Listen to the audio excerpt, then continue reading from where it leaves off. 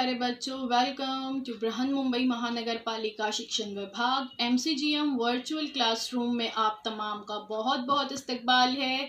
और जैसे कि आपको पता है कि स्कूल्स हमारे फिलवक्त बंद है, लेकिन तालीम का सिलसिला रुका नहीं है, थमा नहीं है। और जो है हम आपके सामने रोज़ बरोज़ जो है नए नए लेक्चर्स के साथ जो है हाजिर होते हैं। तो वैसे ही आज का हमारा एक नया इंटरेस्टिंग सेशन लेकर हम आए हैं आपके साथ, और मैं हूं आपकी मौलमा शेख ज़रीन सबा। तो चलिए शुरुआत करते हैं हमारे आज के सेशन की। बृहन मुंबई महानगर पालिका शिक्षण विभाग, जानदारों में तनाव और दर्जाबंदी, ये हमारा आज का टॉपिक है, यानी diversity in living things and there classification. ये इसका पार्ट 2 है। पार्ट 1 इससे पहले हमारे चैनल पर अपलोड किया जा चुका है, आप वहाँ पर देख सकते हैं। जमात शशुम के लिए स्टैंडर्ड 6 के लिए मजमून है हमारा साइंस, सब्जेक्ट साइंस, और मैं हूँ आपकी मौलमा Zareen Saba from MCGM virtual classroom Mumbai. Diversity in living organisms, हम ये देख चुके हैं कि जानदारों में जितने भी जानदार इस ज़मीन पर पाए जाते हैं उनमें डाइवर्सिटी पाई जाती है, यानी तनव पाया जाता है। ये तमाम जानदार एक दूसरे से बहुत ज़्यादा मुख्तलिफ हैं, है ना। तो नबातात के बारे में हम पिछले वीडियोस में देख चुके हैं कि नबातात के हिस्से कौन कौन से होते हैं, है ना। और आज हम देखेंगे कि नबातात की जमात बंदी किस तरह से की जाती है। तो सबसे पहले देखते हैं कि नबातात की जमात बंदी की ज़रूरत क्यों।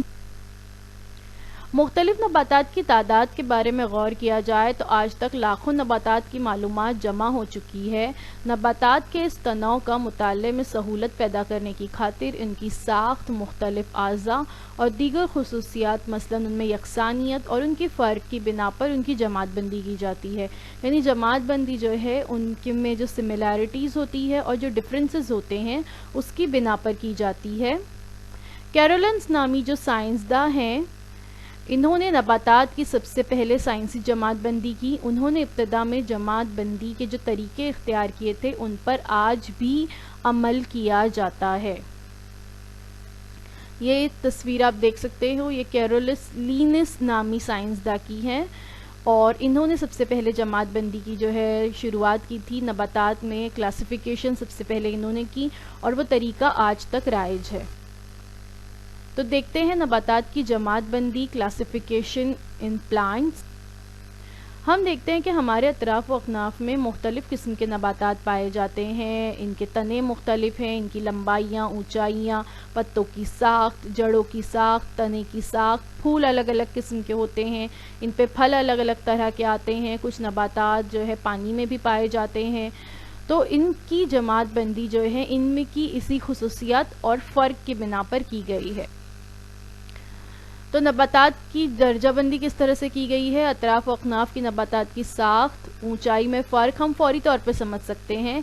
इस बुनियाद पर हम नबातात की जमात बंदी जो है आसानी से कर सकते हैं। तो सबसे पहले जो हम देख रहे हैं वो है नबातात की साख्त की बिना पर बंदी, जिसमें सबसे पहला है दरख्त, यानी ट्री। आम, बरगद और इमली के दरख्तों में क्या यकसानियत है, ज़रा बताइए। कि जो हम दरख्त देखते हैं, जैसे ये है एक इमली का दरख्त, है ना। अब देखिए ये है एक आम का दरख्त, और अब देखते हैं बरगद का दरख्त। तो ये जो तीनों दरख्त हमने देखे, आम, बरगद और इमली, ज़रा अपने दिमाग पर ज़ोर लगाइए और बताइए कि इनमें क्या यकसानियत है। ये तमाम दरख्त जो है बहुत फैले हुए हैं, इनकी शाखों में से ज़ेली शाखें बहुत सारी निकली हुई हैं, इनके तने बहुत मजबूत हैं, है ना।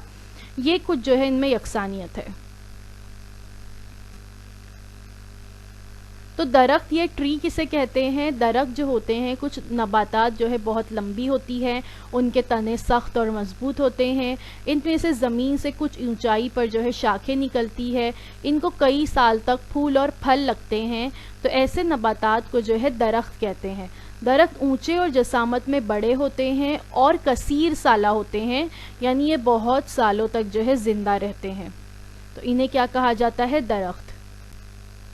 कुछ दरख्त की मिसालें जो है यहाँ पे बताई गई हैं, जैसे ये नीम का दरख्त है, आप देख सकते हो नीम ट्री, नीम का दरख्त किस तरह से जो है इसकी शाखें फैली हुई होती है, तना मजबूत होता है। और ये बहुत खूबसूरत जो है दरख्तों में सबसे ज़्यादा खूबसूरत दिखाई देने वाला दरख्त जो है ट्यूलिप ट्री है। ये आप देख सकते हो, इसके पत्ते जो है रंगीन होते हैं। अब ज़रा अपने दिमाग पे ज़ोर लगाइए और बताइए कि जासुंदी, ये जो पौधा नज़र आ रहा है आपको, ये है जासुंदी, या जिसे हम हिबिस्कस कहते हैं इंग्लिश में। तो इसे गौर से देखिए। फिर अगला क्या नाम है? कुसुम या कन्हेर जिसे कहते हैं, इंग्लिश में से ओलियंडर कहते हैं। ये देख सकते हैं आप, अक्सर ये आपको गार्डन में जो है इस तरह के नज़र आएंगे छोटे छोटे पौधे।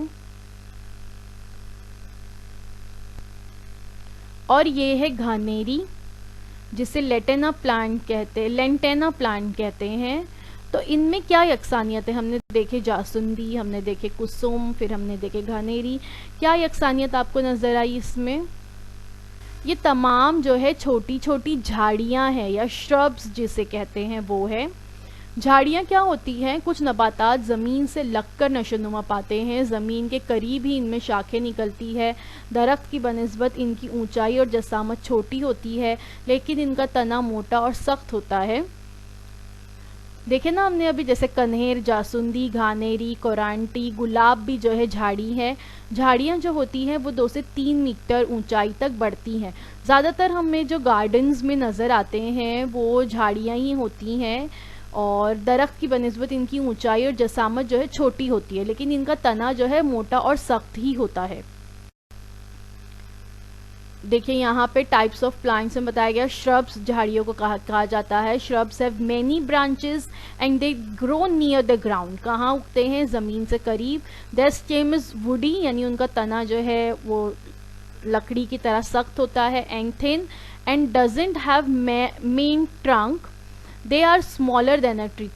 किससे छोटे होते हैं? ट्री या दरख्त से छोटे होते हैं। तस्वीर में कुछ एग्जाम्पल बताई गई, rose plant, cotton plant, mums plant, ये तमाम जो है श्रब्स की एग्जाम्पल्स हैं। अब ज़रा बताइए कि जो मेथी है, आप लोगों ने देखे होंगे, आपके घर में मेथी ज़रूर आती होगी, है ना। सब बतौर सब्ज़ी हम इसका इस्तेमाल करते हैं। इसके खेत जो है कुछ इस तरह से नज़र आते हैं। तो ये जो मेथी है, इसे गौर से देखिए।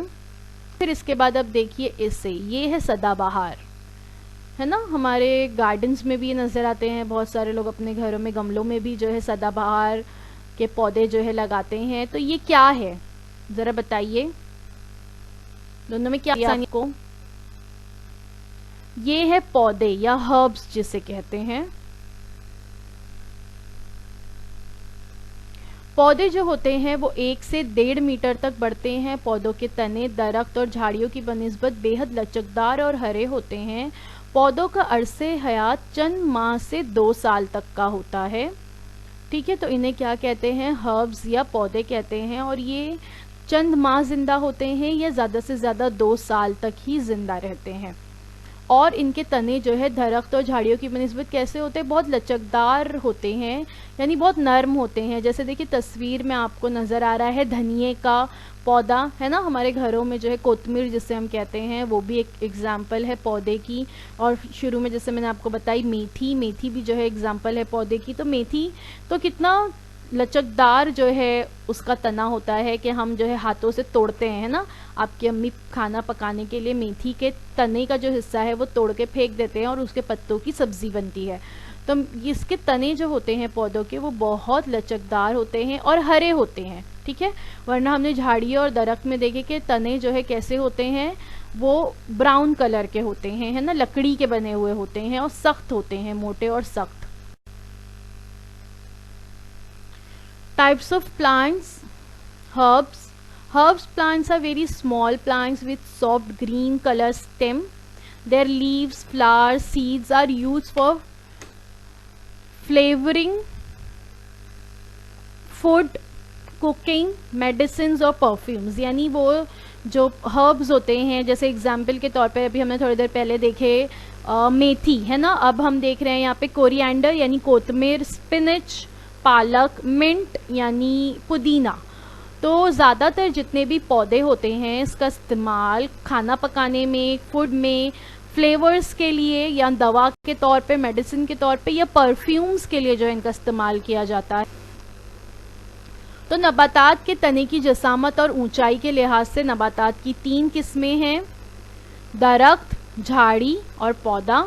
ये है दरख्त, ये है झाड़ी और ये है क्या है, पौधा। ठीक है, तो ये किस लिहाज से दर्जाबंदी की गई है, तने की जसामत और ऊंचाई के लिहाज से। अब देखते हैं बेल, बेल या वाइन से। क्या आपने कद्दू, तरबूज, बेशरम, कावली, अंगूर वगैरह की बेलें देखी हैं? नहीं देखी, कोई बात नहीं, चलिए हम आपको बताते हैं। ये देख सकते हैं आप कद्दू की बेल, और ये भी देख सकते हैं, इसे भी कद्दू ही कहा जाता है या दूधिया जिसे हम कहते हैं, बॉटल गार्ड, और ये जो दूसरा आप देख रहे हैं वो राउंड गार्ड। तो ये इनकी बेलें ज़रा गौर से देखिए, ये जो है दरख्तों पर नहीं लगते, बल्कि इनकी जो है इस तरह से कमज़ोर तने वाली जो है इस तरह से बेलें होती हैं। और ये किसके सहारे से आगे बढ़ती हैं, तो इन्हें जो है आगे बढ़ने के लिए सहारे की ज़रूरत होती है। आगे देखते हैं, देखिए तरबूज, ये तरबूज की जो है बेल यहाँ पे आपको नज़र आ रही है, वाटरमेलन या कलिंगड़ जिसे हम कहते हैं।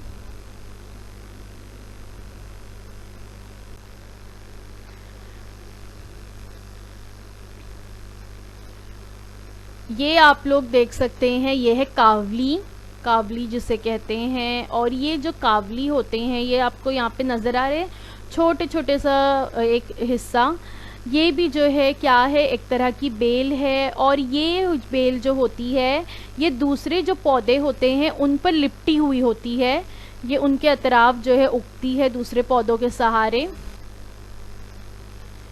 ये जो नज़र आ रहा है आपको, इसको जो है बेशरम कहते हैं या रेल रोड क्रीपर कहते हैं। बेशरम इसे इसीलिए कहा जाता है क्योंकि आपको ये पौधे जो है या ये जो बेलें हैं ये आपको कहीं भी उगी हुई नज़र आएंगी, कहीं पर भी जो है, और रेल के किनारे, रास्ते के किनारे, गटर के पास, गटर के पानी में, कहीं पर भी, रास्तों के करीब, हम हाईवे से गुज़र रहे हैं, पहाड़ों पर, कहीं पर भी, गार्डन्स में आपको जो है ये नज़र आएंगे। यानी कहीं पर भी उगाते हैं, इसीलिए इन्हें बेशरम इस नाम से पुकारा जाता है। इसके अलावा इसे रेल रोड क्रीपर भी कहते हैं। क्रीपर का मतलब होता है फैलने वाले, क्योंकि ये बहुत तेज़ी से फैलते हैं। तो ये भी क्या है, एक तरह है।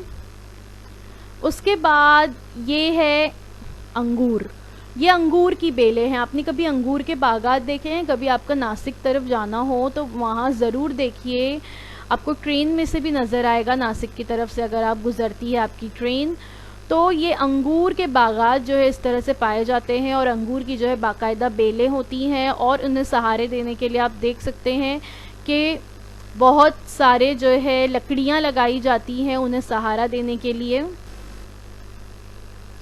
तो बेल जो होती है, तो कुछ बेलें नशोनुमा पाने के लिए सहारे की मदद लेती हैं और कुछ बेलें जैसे होती हैं वो ज़मीन में ही फैल जाती हैं। मनी प्लांट जैसे बेलों में जो है तनाव होता है, तस्वीर में आप देख सकते हो राइट हैंड साइड पे मनी प्लांट का पौधा आपको नज़र आ रहा है। तो ये मनी प्लांट जो होता है इसमें तनाव होते हैं। और उल्टे हाथ पे आपको नज़र आ रहे हैं ककड़ी, ककड़ी की बेल, ठीक है, कुकुम्बर जिसे हम कहते हैं उसकी बेल है ये। तो ककड़ी की बेल को स्प्रिंग जैसे बेल डोरे होते हैं, नज़र आ रहे हैं आपको। तो ये क्यों होते हैं, कि आपने कभी ये देखे हैं और इनका इस्तेमाल क्या होता होगा? बेल के तने को हाथ लगाकर देखिए क्या महसूस होता है। तो ये जो स्प्रिंग जैसे बेल डोरे होते हैं ये दरअसल तने को सहारा देने के लिए होते हैं, ताकि तने को जो है सहारा मिले। ये बेल डोरे जो होते हैं वो किसी मजबूत या अतराफ में जहाँ भी से सहारा मिलता है उसके अतराफ लिपट जाते हैं। और अगर हम बेल के तने को हाथ लगाकर देखेंगे तो बेल का तना जो है हमें बहुत ज़्यादा लचकदार मिलेगा। बेल के तने में बहुत ज़्यादा लचक पाई जाती है और ये बहुत नरम और नाजुक होता है। बेल वाइन्स, बेल का तना बेहद लचकदार, नरम और जो है हरा होता है, इसलिए सहारे की मदद से जो है इसकी नशोनुमा तेज़ी से होती है। मैंने कहा ना कि जैसे कुकुम्बर में जो है बेल डोरे होते हैं, तो ये जो बेल डोरे होते हैं ये क्या करते हैं, सहारा ढूंढते हैं और अतराफ़ में जहाँ इन्हें सहारा मिलता है उसके अतराफ़ जो है ये लिपट जाते हैं और फिर उसकी नशोनुमा जो है तेज़ी से होती है और इन्हें जहाँ जहाँ सहारा मिलता जाता है बेल जो है उस सेंध में आगे फैलती जाती है। कुछ यहाँ पर बेल या वाइन्स की मिसालें जो है बताई गई हैं, जैसे कि ये यहाँ पर आप देख सकते हो बहुत सारी जो है फूल की बेलें होती हैं जो अक्सर बागीचों में, गार्डन्स में जो है लगाई जाती हैं, या घरों के अतराफ जो है जो गेट्स होते हैं एंट्रेंस मेन वहाँ पर लगाई जाती हैं और फिर ये पूरे जो गेट को पकड़कर जो है फैलने लगती हैं। ये आप जो देख सकते हैं ये बेल जो है पैशन फ्रूट है, ये नज़र आ रहा है, ये एक तरह का बेरी है और ये पैशन फ्रूट की बेल है। इसमें भी आपको बेल डोरे जो है आसानी से नज़र आ रहे होंगे। तो ये कुछ मिसालें हैं। तो हमने प्लांट्स क्लासिफिकेशन में क्या देखे, ट्रीज़ देखे, दरख्त, श्रब्स देखे यानी झाड़ियाँ, हर्ब्स यानी पौधे, क्रिपर्स यानी बेलें जो ज़मीन पर फैलती हैं, और क्लाइंबर्स यानी ऐसी बेलें जो किसी सहारे की मदद से ऊंची ऊपर की तरफ चढ़ती हैं, और क्लाइंबर्स जो होती हैं वो ज़मीन पर फैलती हैं। तो ये हमने आज देखे नबातात की दर्जा। तो आज के लिए बस इतना ही। Thank you so much for watching. अब आप लोगों से इंशाल्लाह अगले हफ्ते मुलाकात होगी एक नए वीडियो के साथ। तब तक के लिए अल्लाह हाफ़िज़। तो बच्चों, मुझे उम्मीद है जो कुछ आज आपको पढ़ाया गया वो आपको अच्छी तरह से समझ में आया होगा, और अगर आपको नहीं समझ में आया है तो हमारा ये वीडियो यूट्यूब पर भी अवेलेबल है, आप इसे दोबारा से जो है देख सकते हैं और अपने साथ जो है अपनी टेक्स्ट बुक ज़रूर रखिए ताकि आपको जो है तमाम पॉइंट्स अच्छी तरह से समझ में आए। तो अब आप लोगों से इंशाल्लाह अगले हफ्ते एक नए वीडियो में मुलाकात होती है। अल्लाह हाफ़िज़।